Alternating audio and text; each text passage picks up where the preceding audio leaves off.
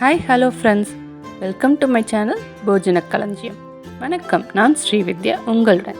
இன்றைக்கி நம்ம பார்க்க போகிறது முளைக்கட்டிய பயிறு வகைகளை வச்சு செய்யக்கூடிய 2 விதமான டிஷ்ஷஸ்.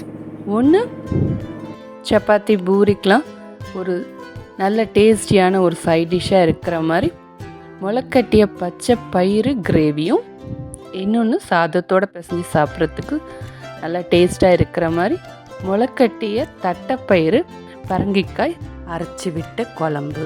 முதல்ல இந்த பச்சைப்பயிறு கிரேவியை செஞ்சிடலாம்.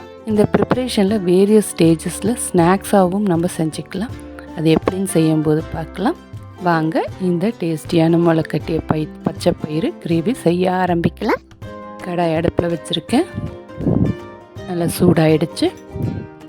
2 டேபிள் ஸ்பூன் ஆயில் சேர்த்துக்கிறேன். இப்போ இந்த ஹீட்டான ஆயிலில் 2 துண்டு பட்டை, 4 கிராம்பு, 1 டீஸ்பூன் அளவு சோம்பு எல்லாம் சேர்த்து ஃப்ரை பண்ணிக்கிறேன். போட்ட இந்த ஸ்பைசஸ் எல்லாம் நல்லா பொரிஞ்சிடுச்சு. இதோட 3 பச்சை மிளகாய், இதோட நான் எடுத்த பச்சை பயிறுடைய பாதி குவான்டிட்டி அளவு பொடியாக நறுக்குன சின்ன வெங்காயம் சேர்த்துக்கிறேன். வெயிட் அளவு பார்த்திங்கன்னா அது 100 கிராம்ஸ்னால் இதுவும் 100 கிராம்ஸ் தான். பட் ஆனால் பச்சைப்பயிறு ஊறி முளைக்கட்டினதும் உபிரி ஆகிடும். ஸோ அதனுடைய பாதி குவான்டிட்டி, கண் பார்வைக்கு பாதி அளவு இருக்கிற மாதிரி வெங்காயம். இதில் சின்ன வெங்காயம் தான் நல்லா டேஸ்ட்டாக இருக்குங்க. சப்போஸ் உங்களுக்கு சின்ன வெங்காயம் கிடைக்கல, சீசன் இல்லைன்னு பெரிய வெங்காயமும் யூஸ் பண்ணிக்கலாம். வெங்காயம் ரொம்ப ஃப்ரை ஆகணும்னு அவசியம் இல்லைங்க. ஓரளவு கொஞ்சம் வதங்கினதும் 1 டேபிள் ஸ்பூன் இஞ்சி பூண்டு விழுது சேர்த்துக்கிறேன். நல்லா ஆனியனோடு சேர்ந்து கலந்து விட்டுக்கிறேன். அந்த பச்சை வாசனை போனதுக்கப்புறம்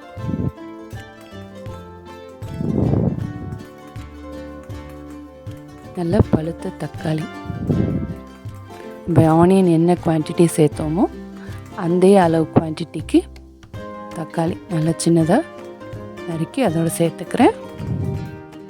இல்லை டொமேட்டோஸை நல்லா கலந்து விட்டு 2 செகண்ட் மூடி வைக்கிறேன். அந்த ஒரு சாஃப்ட்னஸ் கிடைக்கும் மூடி வைக்கும்போது. அதுக்கு தான். டொமேட்டோ நல்லா சாஃப்டாக வெந்திருக்கு. இப்போ இந்த கிரேவிக்கு தேவையான உப்பும் காரமும் சேர்த்துக்கிறேன். காரத்துக்கு நான் இங்கே சாம்பார் பொடி போட்டிருக்கேன். நீங்கள் எண்ணி மசாலா சில்லி பவுடர் நீங்கள் என்ன யூஸ் பண்ணுறதுனாலும் சரி, இல்லை normal plain red chilli powder சேர்த்துக்கலாம். கொஞ்சம் பொடியாக நறுக்குன புதினாவும் இதோட சேர்த்துக்கிறேன். அடுத்து வேக வச்ச முளைக்கட்டிய பச்சை பயிறு சேர்த்து கலந்துக்கிறேன். இதை நான் ப்ரெஷர் குக்கரில் 1 விசில் சத்தம் வச்சு எடுத்துருக்கிறேன். நீங்கள் சப்போஸ் சாஃப்டாக வேண்டாம், கொஞ்சம் வெந்தால் போதும் அப்படின்னு நினச்சிங்கன்னா ஸ்டீம் குக்கும் பண்ணி எடுத்துக்கலாம். இப்போ இந்த பச்சைப்பயிறு உப்பு காரம் எல்லாம் கலந்து விட்டு 1 செகண்ட் திரும்ப மூடி வச்சு எடுத்துக்கிறேன். இந்த ஸ்டேஜில் நீங்கள் இதை மேலே கொஞ்சமாக தேங்காய் பூ தூவி எடுத்து கொடுத்தீங்கன்னா குழந்தைங்களுக்கு சுண்டல் மாதிரி சாப்பிட்ருவாங்க. ரொம்ப டேஸ்ட்டாக இருக்கும். அடுத்து கொஞ்சம் கரம் மசாலா 1/2 ஸ்பூன், கொத்தமல்லி 1 ஸ்பூன், ஜீரா பவுடர் 1/2 ஸ்பூன் எல்லாம் சேர்ந்து நல்லா கலந்து விட்டுக்கிறேன். இப்போ இந்த மசாலா பவுடர்லாம் சேர்ந்ததுக்கப்புறம் இதை நம்ம ஸ்நாக்ஸாகவும் நம்ம எடுத்துக்கலாம். எப்படின்னா, வீட்டில் எப்பயும் பொரி இருக்கும் இல்லைங்களா, அந்த பொரியில் போட்டு கொஞ்சமாக தேங்காய் எண்ணெய் சேர்ந்து பொரியில் கலந்துட்டு இந்த மசாலாவை போட்டு கலந்திங்கன்னா மசாலா பொரி ரெடி. பானிபூரி இருந்ததுன்னா அதை உடச்சி விட்டு இந்த இதில் கலந்திங்கன்னா மசாலா பூரியும் ரெடி. இல்லை ஹோல் பண்ணி நம்ம மசாலாஸ்லாம் வச்சு மேலே பானி ஊற்றி சாப்பிடுவோம் இல்லைங்களா, அந்த மாதிரி நீங்கள் இந்த மிக்சர் கிரேவியை வச்சு நீங்கள் செஞ்சு கொடுக்கலாம். இப்போ நம்ம இதை கிரேவியாக கன்வெர்ட் பண்ணுறதுக்கு நான் கொஞ்சம் டைல்யூட் பண்ணிக்கிறேன். 2 டம்ளர் தண்ணி சேர்த்துக்கிறேன். கொஞ்சம் கொதி வந்ததும் நறுக்குன வேக வச்ச உருளைக்கிழங்கு சின்ன சின்ன துண்டுகளை க்யூப்ஸாக கட் பண்ணி இதில் சேர்த்து நல்லா கலந்து விட்டு திரும்ப 2 செகண்ட் மட்டும் வேக வைக்கிறேன். இந்த மசாலா ஐட்டம் எல்லாமே அந்த உருளைக்கிழங்கோட சேரணும். இந்த இதில் சேர்ந்து வெந்து வர்றதுக்குள்ளார இதுக்கு ஒரு பேஸ்ட் மட்டும் நான் அரைச்சி எடுத்துக்கிறேன். 5 முந்திரி பருப்பு, 1 டேபிள் ஸ்பூன் பூசணி விதை, 1 டீஸ்பூன் சோம்பு, இதை 3 நல்லா அரைச்சி நைஸாக அரைச்சி எடுத்துகிட்டு வந்துடுறேன். நம்ம வேக வச்ச உருளைக்கிழங்குல நல்லா உப்பு காரம் எல்லாமே சேர்ந்துருச்சு, நல்லா கொதி வந்திருக்கு. இப்போ நான் அரைச்சி எடுத்துகிட்டு வந்த இந்த கிரேவியை இதோட சேர்த்துக்கிறேன். இது சப்பாத்திக்குங்கிறபோது கொஞ்சம் திக்னஸ் அதிகமாக இருந்தால் நல்லாயிருக்கும். செமி கிரேவியோட கொஞ்சம் அடுத்த ஸ்டேஜில் இருந்தால் போதும். இதே நீங்கள் இந்த கிரேவியை தோசைக்கோ இல்லை இட்லிக்கோ வச்சுக்கிற மாதிரி இருந்ததுன்னா சாம்பாருக்கு இருக்கிற கன்சிஸ்டன்சி அளவுக்கு நீங்கள் கொஞ்சம் தண்ணி சேர்த்துக்கலாம். ஸோ உங்களுக்கு என்ன டிஃபனுக்கு நீங்கள் செஞ்சுக்கிறீங்களோ அதுக்கு தகுந்த மாதிரி லிக்விட் கன்சிஸ்டன்சி பார்த்து சரி பண்ணிக்கோங்க. சப்பாத்தி அண்ட் பூரி இருக்கும்போது கொஞ்சம் கெட்டியாக இருந்தால் நம்ம எடுத்து சாப்பிட்றதுக்கு நல்லாயிருக்கும், டேஸ்டியாகவும் இருக்கும். ஸோ உங்களுடைய டிஃபன் ஐட்டமுக்கு தகுந்த மாதிரி நீங்கள் தண்ணி சேர்த்து நல்லா வேக வச்சுக்கோங்க. இது முந்திரியும் பரங்கி விதையும் இருக்கிறது நல்லா திக்னஸ் கொடுக்கும். அதே டைம் நம்ம சோம்பு போட்டிருக்கோம், பச்சையாக இருக்குது, அது வேகிற வரைக்கும் அந்த பச்சை தண்ணி போகிற வரைக்கும் நீங்கள் கொதிக்க விடுங்க. நல்லா கொதித்து மேலே அந்த ஷைனிங்னஸ், அது வெந்துருச்சுங்கிறதுக்கு உண்டான ஷைனிங்னஸ் மேலே வரும்போது பொடியை நறுக்கின கொத்தமல்லி 1 பிடி அளவு போட்டு நல்லா சேர்த்துக்கிறேன். நான் நல்லா கலந்து விட்டு ஆஃப் பண்ணிட்டோம்னா கிரேவி ரெடி.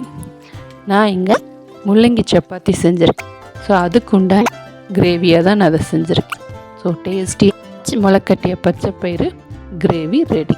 நீங்களும் உங்கள் குழந்தைங்களுக்கு இதே மாதிரி செஞ்சு கொடுத்து எப்படி வந்ததுன்னு எங்களுக்கு ஃபீட்பேக் சொல்லுங்கள். அடுத்து முளைக்கட்டிய தட்டைப்பயிறு அரைச்சி விட்ட குழம்பு செய்கிறதுக்கு முளைக்கட்டிய தட்டைப்பயிரையும் மஞ்சள் பூசணி பரங்கிக்காயை வேக வச்சு எடுத்துக்கிறேன். இது வெந்து வர்றதுக்குள்ளார இந்த அரைச்சி ஊற்றுறதுக்கான மசாலா சாமான்களையும் வறுத்து எடுத்துக்கிறேன். கடாய் நல்லா ஹீட் ஆகிடுச்சு. 2 ஸ்பூன் ஆயில் சேர்த்துக்கிறேன். 1 டேபிள் ஸ்பூன் கடலைப்பருப்பு, 1 டேபிள் ஸ்பூன் உளுத்தம்பருப்பு, 2 டேபிள் ஸ்பூன் வர கொத்தமல்லி, 1 டீஸ்பூன் சீரகம், 1/2 டீஸ்பூன் மிளகு. நல்லா எல்லாம் வறுத்ததும் இதுக்கு தேவையான காரம் 3 சிகப்பு மிளகாய், 1 கொத்து கருவேப்பிலை. இதில் அரைக்கும்போது கொஞ்சம் பெருங்காயம், நான் கட்டி பெருங்காயமாக இருந்தால் இதில் போட்டுக்கலாம், நான் தூள் பெருங்காயம் போட்டுக்கிறேன். ஸோ மிக்சியில் அரைக்கும்போது பெருங்காயம் சேர்த்துக்கிறேன். 1/4 மூடி தேங்காய். இதெல்லாம் வச்சு நல்லா அரைச்சி பேஸ்ட்டை ரெடி பண்ணிக்கிறேன். இப்போ இந்த முளைக்கட்டிய தட்டைப்பயிறு குழம்பு செய்ய ஆரம்பிக்கலாம். ஒரு பாத்திரம் வச்சு 1 ஸ்பூன் ஆயில் சேர்த்து கடுகு சேர்த்துக்கிறேன். நல்லா பொரிஞ்சிடுச்சு. ஒரு சின்ன நெல்லிக்காய் அளவு புளி, கரைச்ச புளியை தண்ணியை அதில் சேர்த்துக்கிறேன். தேவையான 1/2 ஸ்பூன் உப்பு. உங்களுடைய புளிப்புக்கு எவ்வளோ தேவையான இனிப்பு, வெல்லம் கொஞ்சம் இருக்கிறது நல்ல டேஸ்ட்டாக இருக்கும். 1/2 ஸ்பூன் சேர்த்துக்கிறேன். நான் மஞ்சத்தூள், அரைச்சி வச்ச இந்த மசாலா எல்லாம் நல்லா சேர்ந்து கலந்து விட்டு இப்போ வேக வச்ச முளைக்கட்டிய தட்டைப்பயிறு, மஞ்சள் பூசணி, பரங்கிக்கான்னு சொல்கிற மஞ்சள் பூசணியும் சேர்த்து நல்லா கலந்து விட்டுக்கிறேன். நல்லா சூடு ஏறி வேகிறதுக்கு ஆரம்பிக்கிற வரைக்கும் கொஞ்சம் கலந்து விட்டுகிட்டே இருக்கணுங்க. இதில் வேறு எதுவும் இல்லாததுனால இந்த அரைச்ச விழுது பருப்பெல்லாம் நிறையா இருக்கிறதுனால நம்ம அப்படியே விட்டோம்னா கட்டி ஆகிடும். அதனால் கொஞ்சம் நல்லா மிக்ஸ் பண்ணி கலந்து விட்டுட்டே இருங்க. இந்த பரங்கிக்காய்க்கு பதிலாக நம்ம தண்டு போட்டுக்கலாம், வாழைக்காய் போட்டுக்கலாம். உங்களுக்கு வேறு என்ன வெஜிடபிள்ஸ் வேணும்னாலும் அதில் சேர்த்துக்கோங்க. யூஸ்வலாக தட்டைப்பயிருக்கு பரங்கிக்காய் நல்ல காம்பினேஷன். நல்லா ஒரு கொதி வர வரைக்கும் வெட்டுக்கிறேன். கொதி வந்துடுச்சு. ஒரு கொத்து கொத்தமல்லி தழை பொடியை நறுக்கி சேர்த்து இறக்கிடுறேன். முளைக்கட்டிய தட்டைப்பயிறு குழம்பு ரெடி.